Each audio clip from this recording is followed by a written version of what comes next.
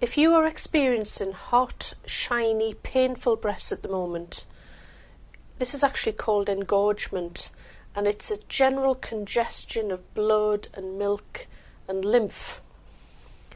And it is really important that this gets sorted out as quickly as you can. You might be wondering why this engorgement has happened, but really it can happen for many different reasons. It may be a missed feed, your baby went just a little bit longer at feeding at night or in the daytime, a missed pumping session.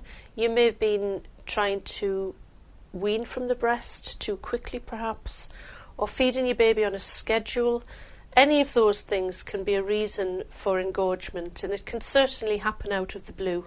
And coupled with the distress of the engorgement itself, you may find that your baby is now struggling to latch at the breast. And this happens usually because when the breast becomes engorged, the nipple and the areola area also become engorged, and your nipple can feel flatter to your baby. So the feel will be different, and this may affect your baby actually latching on. So it's really important that your baby is able to latch again and to somehow find a way to get your nipple protruding again, because that nipple starts to feel flattened to your baby. So what you can do is to use hand expression, a little bit of hand expression before you try to latch the baby, and getting that small amount of milk off the breast can be enough to cause the nipple to protrude better than it did, and to provide that stimulus for your baby to get latching back into the swing again.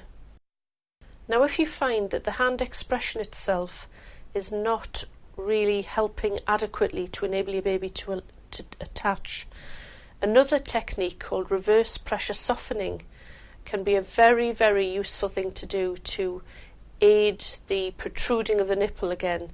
And it sounds a really crazy thing, but you would literally lie flat on your back, and if anyone has ever watched Star Trek, Live Long and Prosper, a V shape with your hand, press into the breast with the nipple protruding through 60 seconds before latching. So as you're lying on your back, you're pressing as if you're pressing into the floor actually, and this in effect is pushing fluid back inside, which will enable the nipple to protrude better, maybe 30 to 60 seconds before the latch. Somewhere around there is usually enough to enable your baby to latch better. And what I would suggest is that you look at the videos relating to reverse pressure softening and hand expression technique, so that you can really practice with these things. And if you find yourself in this situation, you will very easily be able to rectify that.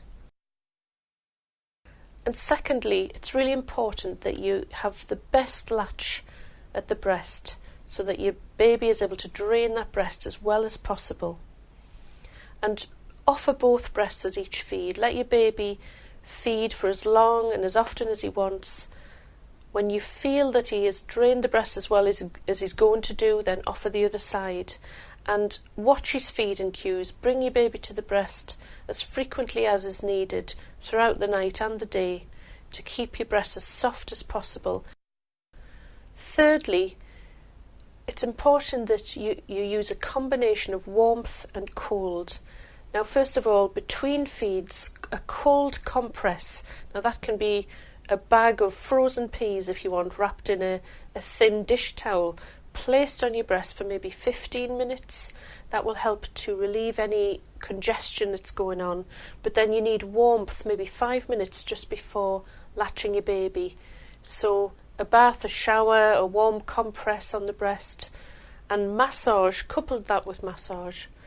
That will help to get the milk flowing. So think about, for engorgement, a combination of warmth and cold. And this combination is quite a powerful tool.